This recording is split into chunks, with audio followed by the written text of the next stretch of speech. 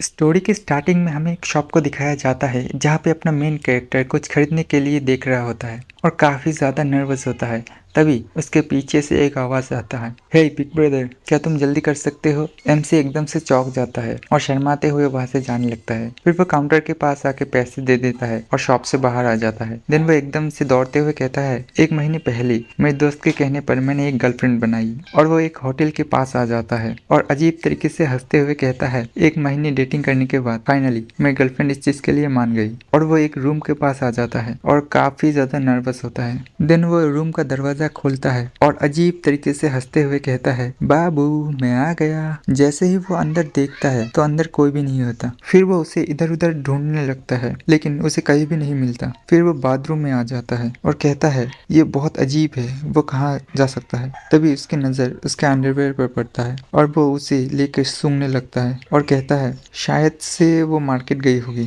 कुछ सामान लाने। और वो उसके अंडरवेयर को अपने जेब में रख के कहने लगता है, मैं उसे बाद में सरप्राइज दूंगा। फिर अपना मेन कैरेक्टर बेड में जाके लेट जाता है और काफी ज्यादा खुश होता है। तभी उसे एक आवाज आता है, यू आर सो नॉटी। वो हैरानी से उठ जाता है और सुनने लगता है, क्या क्या ये मेरी गर्लफ्रेंड का वॉइस है? फिर वो तेजी से दौड़ते हुए रूम के पास आ जाता है और रूम के अंदर से अजीब अजीब आवाजें आ रहा होता है। गाइस, हमारे मेन कैरेक्टर का नाम डू पेंग है, इसीलिए मैं इसे डू पेंग ही बुलाऊंगा। फिर डू पेंग बहुत ही ज्यादा शॉक्ड हो जाता है और खुद से ही कह रहा होता है, काम डाउन, ये शायद कोई और होगा, ये मेरी गर्लफ्रेंड नहीं हो सकता। अगर यहाँ पर कोई मिसअंडरस्टैंडिंग हो जाता है तो बहुत ट्रबलसम हो जाएगा, मैं दोबारा चेक कर लेता हूँ। फिर वो दरवाजे में कान लगाकर सुन रहा होता है और अंदर से आवाजें आ रहा होता है।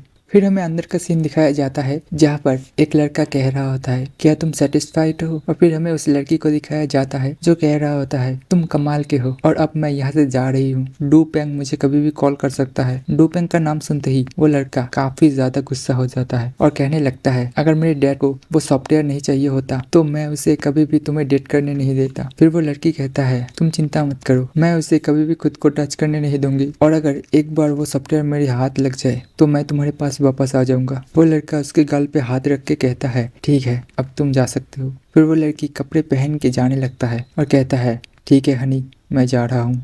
और जैसे ही वो दरवाजा खोलता है देखता है हमारा मेन कैरेक्टर डू पेंग उसके सामने होता है। वो कहता है, डू पेंग, और हम डू पेंग को देखते हैं जो कि काफी ज्यादा गुस्से में होता है और कहता है, तो ये तुम दोनों हो, और उनके रूम के अंदर जाने लगता है। देन वो लड़की कहता है, हे तुम करने की क्या कोशिश कर रहे हो? दिखाया जाता है हमारा मेन कैरेक्टर डू पेंग बहुत दौड़ते हुए जाता है और उस लड़के के मुंह पे एक जोर से मुक्का मारता है और वो लड़का दूर जाके गिरता है। तो वो लड़की कहता है, हे तुमने ये क्या किया? और दौड़ते हुए उसके पास जाने लगता है और बोलने लगता है, हनी क्या तुम ठीक हो? क्या मैं एम्बुलेंस को कॉल करूं? डू पेंग भी उसकी तरफ सैड होकर देखने लगता है और कहता है, तो तुम स्टार्टिंग से ही झूठ बोल रही थी। वो लड़की कहता है, हाँ तो क्या हुआ? डू पेंग चिल्लाते हुए कहता है, आखिर क्यों? तुमने मेरे साथ आखिर ऐसा क्यों किया? वो लड़की कहता है, आखिर तुम्हें समझ में क्यों नहीं आता? तुम बहुत ज्यादा गरीब हो, इवन कि तुम खाने के लिए थोड़ा मीट भी नहीं खरीद सकते। तुम सूप और नूडल से अपना गुजारा करते हो। मैं तुम्हारे जैसे किसी को डेट क्यों ही करूंगी? ये सुनने के बाद तो डू पेंग का दिल ही टूट जाता है और कहता है, तुमने तो कहा था कि तुम मेरा वेट करोगे जब मेरा सॉफ्टवेयर पॉपुलर हो जाएगा और जब मैं अमीर हो जाऊंगा। क्या तुमने नहीं कहा था?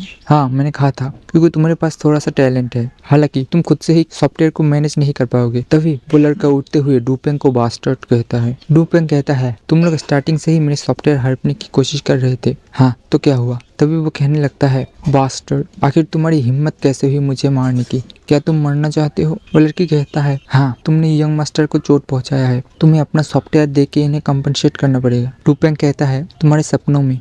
फिर वो अपने रूम में आके अपने सामान को पैक करने लगता है और जाने के लिए तैयार होता है और उसने जो गिफ्ट खरीदा होता है वो भी फाड़ देता है। और जैसे ही वो निकलने वाला होता है उसके सामने दो हट्टे कट्टे बंदे आ जाते हैं। तभी वो अमीर बाप का बिगड़ा हुआ औलाद कहता है, साले तू मुझे मारने के बाद ऐसे ही कैसे जा सकता है? उतने में डू पेंग के मुंह पर एक जोर से घुसा आके लगता है। फिर वो दोनों मिलकर उसे मारने लगते हैं और ये साला मजा ले रहा होता है। फिर कुछ देर बाद का सीन दिखाया जाता है, अपना मेन कैरेक्टर डू पेंग मरने की हालत में होता है। देन वो बंदा उसके पास से वो बैग लेके वहां से चला जाता है और अपना मेन कैरेक्टर डू पेंग मरने की हालत में होता है और सोच रहा होता है, क्या क्या मैं ऐसे ही मरने वाला हूँ? उतने में एक ब्लड ड्रॉप उसके कीबोर्ड पे पड़ जाता है और वो कीबोर्ड ग्लो करने लगता है।